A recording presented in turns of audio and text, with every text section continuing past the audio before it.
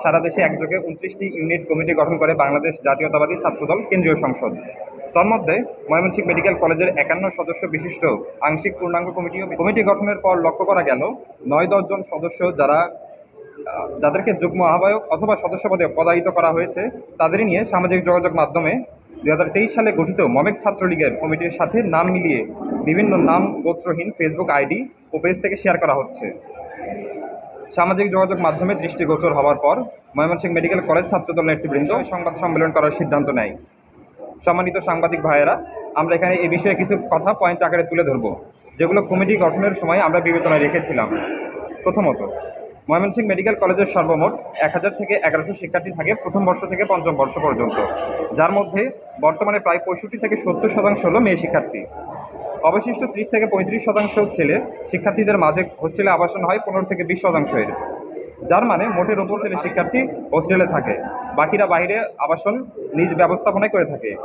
এই ২৫০ থেকে ৩০০ ছেলের প্রায় অর্ধেককে তৎকালীন ছাত্রলীগের কমিটিতে অন্তর্ভুক্ত করা হয়। যাদের নিয়ে এত সমালোচনা, তারা সবাই ৫৯ ব্যাচের শিক্ষার্থী ছিল, যারা ২০১৩ সালের প্রথম প্রফেশনাল পরীক্ষার্থী হিসেবে মোস্ট জুনিয়র ব্যাচ ছিল। এই ব্যাচের ক্রিয়েটিভ এবং কালচারাল মাইন্ডের কোনো ছেলেকে হলে থাকতে দেওয়া হয়েছে, কিন্তু ছাত্রলীগ এমন হয় নাই। দ্বিতীয়ত, যাদের নামে ছাত্রলীগের ব্লেম দেওয়া হচ্ছে, সেখানে তাদের ছাত্রলীগজনিত কোনো কর্মকাণ্ড বা অপকর্মের কোনো ফিরিস্তি না দিয়ে ঘোলাপানিতে মাছ শিকারের জন্য ছাত্রদল ছাত্রলীগের কমিটির পাশাপাশি কোলাজ করে নামগুলো হাইলাইট করে বিতর্ক তৈরির অপচেষ্টাই শুধু করা হচ্ছে। এই ছেলেগুলো প্রত্যেকেই ক্যাম্পাসে এবং তাদের নিজ ব্যাচে জনপ্রিয়। জুলাই আন্দোলনের শুরু থেকে এরা অনলাইন অফলাইন দুই জায়গায় ছাত্রলীগের বিরুদ্ধে গিয়ে সরব ভূমিকা পালন করেছে, যা ক্যাম্পাসে সবাই জানে। ৩. ৫ আগস্ট পরবর্তী ছাত্র শিবিরের সারা দেশের নো পলিটিক্সের ব্যানারে সাধারণ শিক্ষার্থীদের ঢাল হিসেবে ব্যবহার করে গুপ্ত পলিটিক্স করার অপপ্রয়াস মমেক ক্যাম্পাসে রুখে দেওয়ার কারণে ছাত্র শিবিরের টার্গেটেড ব্যাচের উল্লেখিত নামগুলো, অথচ শিবির কিন্তু গত ১৫ বছরে তাদের মমেক শিবিরের কমিটিগুলো প্রকাশ করে নাই। মাত্র ১৫ থেকে ২০ দিন আগে ফেসবুকে আমরা জানলাম শিবিরের একজন সভাপতি তার দায়িত্ব থেকে বিদায় নিয়েছেন, অথচ তার সেক্রেটারি কে ছিল তা এখনও অজানা। আমরা জানতে পেরেছি ছাত্রলীগের শীর্ষ নেতৃবৃন্দ শিবিরের সাধারণ সম্পাদক সহ অন্যান্য পদে দায়িত্বশীল রয়েছে, কিন্তু ছাত্রদল শুধুমাত্র ৫৯ ব্যাচের অল্প কিছু সংখ্যক শিক্ষার্থী ছিল, যারা ২০২৩ সালের প্রথম প্রফেশনাল পরীক্ষার্থী হিসেবে মোস্ট জুনিয়র জুলাই আগস্ট গণঅভ্যুত্থানে রাজপথে এবং সোশ্যাল মিডিয়ায় ভূমিকা পালন করেছিল এবং যাদের পারিবারিক ব্যাকগ্রাউন্ড বিএনপি রাজনীতির সাথে জড়িত এবং ৫ আগস্ট পরবর্তী ক্যাম্পাসে মব কালচার ও গুপ্ত রাজনীতির বিরুদ্ধে সাহসী ভূমিকা পালন করেছিল। শুধুমাত্র তাদেরকেই আমরা ছাত্রদলের কমিটিতে বিবেচনা করেছি। তাদের জুলাই আগস্ট অভ্যুত্থানে ভূমিকার কিছু স্থিরচিত্র আমাদের সামনে প্রদর্শন করা হবে, আপনাদের সামনে প্রদর্শন করা হবে। অবশেষে আমরা বলতে চাই, ময়মনসিংহ মেডিকেল কলেজ ছাত্রদলের আংশিক পূর্ণাঙ্গ কমিটি হওয়ার পর ক্যাম্পাসের ছাত্রদলের সাংগঠনিক শক্তিমত্তায় ভীত হয়ে গুপ্ত রাজনৈতিক ধারক ও বাহক ছাত্র শিবিরের বট বাহিনী মমেক ছাত্রদলের কমিটি নিয়ে সামাজিক যোগাযোগ মাধ্যমে বিতর্কিত ন্যারেটিভ তৈরি করতে চাচ্ছে, যা ছাত্রদল সঠিক তথ্য প্রমাণ আপনাদের সামনে উপস্থাপন করবে। সংবাদ সম্মেলনে আপনাদের উপস্থিতির জন্য আন্তরিকভাবে ধন্যবাদ জ্ঞাপন করছি। এটার উপরে ভিত্তি করে আপনাদের যত ধরনের জিজ্ঞাসা আছে মিডিয়ার কাছে আমরা ওপেন, ঠিক আছে।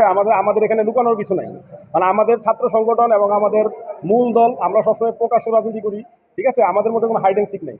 আর আমরা চাই গণমাধ্যমের মাধ্যমে প্রকৃত সত্যটা উঠে আসুক, ঠিক আছে। যারা সোশ্যাল মিডিয়াতে এটাকে দেখে মানে ছাত্রদলকে বিভিন্ন রকম সংজ্ঞায়িত করতেছে, ঠিক আছে, সেটা থেকে যাতে তারা সরে আসে। আমরা যেটা দাবি করছি যে এই যে ছেলেগুলোকে ছাত্রলীগের কমিটির সাথে ছাত্রদলের কমিটিটা কোলাজ করে দিচ্ছে, আপনার সব জায়গায় একটা ছবি দেখতেছেন যে ছাত্রদলের কমিটির একটা প্যাড এবং ছাত্রলীগের কমিটির একটা প্যাড, নামগুলো তাদেরকে ট্যাগ হিসেবে ধরাই দিছে। সেই প্রথম বর্ষে একটা ছেলে আবাসন ব্যবস্থায়, আপনারা জানেন একটা ক্যাম্পাস, আপনারা সবাই বিভিন্ন বিশ্ববিদ্যালয়ে পড়াশোনা করছেন, যে প্রথম বর্ষে একটা শিক্ষার্থী কিন্তু আসলে তার কিছু করার থাকে না ক্যাম্পাসে, তাকে আপনি যেভাবে চালাবেন তাকে চলতে হবে। আমাদের আবাসন সংকটের কারণে অনেক শিক্ষার্থী কিন্তু বাইরেও থাকে, তো বাইরে থাকা কোনো শিক্ষার্থী কিন্তু ওই ট্যাগ পায় নাই। যেমন যে আমার সদস্য সচিব মেহেদি হাসান এবং আমার মেডিকেল কলেজ ছাত্রদল আহ্বায়ক তানবির আব্দুল্লাহ, এরাও কিন্তু ৫৯ ব্যাচের, এরা বাইরে বাসা নিয়ে থাকতো। তানবীরের বাসা চরপাড়া, সে এখানকার লোকাল ছেলে, তার বাসা আছে, সে কখনো হলে যায় না, হলে থাকতে হয় নাই, তো ছাত্রলীগ তাকে পথ জোর করে গোছাও দিতে পারে নাই। বগুড়া মেহেদি হাসান, তার ফ্যামিলি টোটাল বিএনপি ব্যাকগ্রাউন্ডের, তার বাবা তাকে ছাত্ররাজনীতির সাথে বা ছাত্রলীগের রাজনীতির কলুষতার সাথে যাতে যুক্ত না হয় বা যুক্ত হয়ে না যায়, এই জন্য তাকে একদম প্রথম বর্ষ থেকে এই ছেলেটাকে আপনার এই যে আমাদের নয়াপাড়াতে বাসা ভাড়া করে রাখছে। তো আমাদের যে মূল কমিটিতে আপনার দেখতে হবে যে আমাদের যে কমিটিটা ৩ সদস্য বিশিষ্ট কমিটি গত বছরের ২৪ সেপ্টেম্বর কেন্দ্রীয় ছাত্র থেকে প্রকাশ হয়েছিল, যেটা এখন আংশিক পূর্ণাঙ্গ হয়েছে।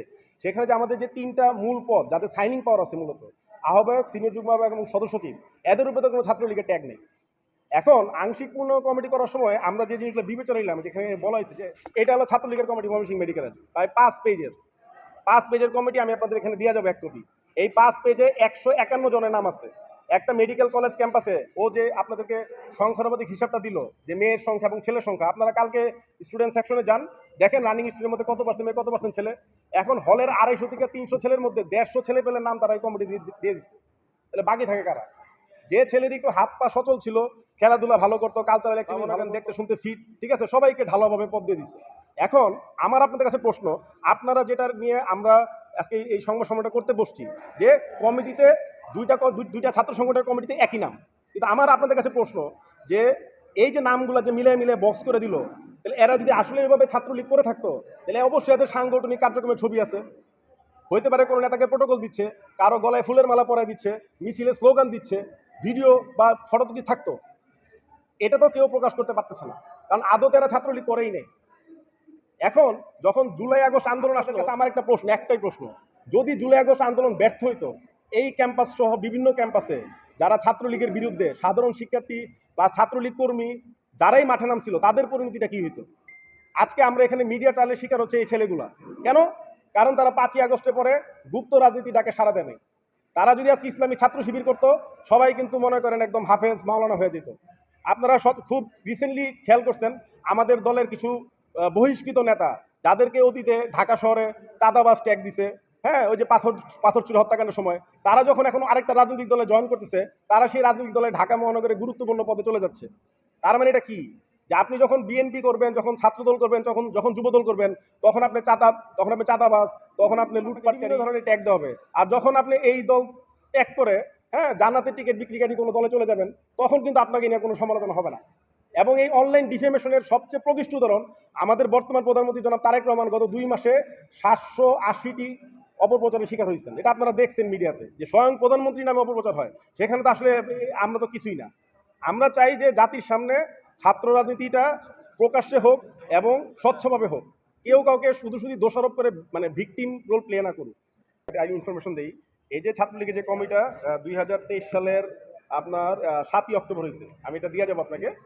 এই কমিটি কিন্তু আপনার হলো বিলুপ্ত হয়ে গেছে এই 5ই আগস্ট আগে ছাত্রলীগের প্রেস নোটে। এবং এই যে ছেলেগুলা ছাত্রলীগের পরবর্তী পদ পাইতে পারত, 5ই আগস্টে যে হাসিনা পলায় যাবে, এটা কিন্তু আমরা কেউ জানতাম না ভাই। জানতাম? কেউ জানতাম? জুলাই মাসে জানতাম না। ইভেন আগস্টের 4 তারিখেও জানতাম?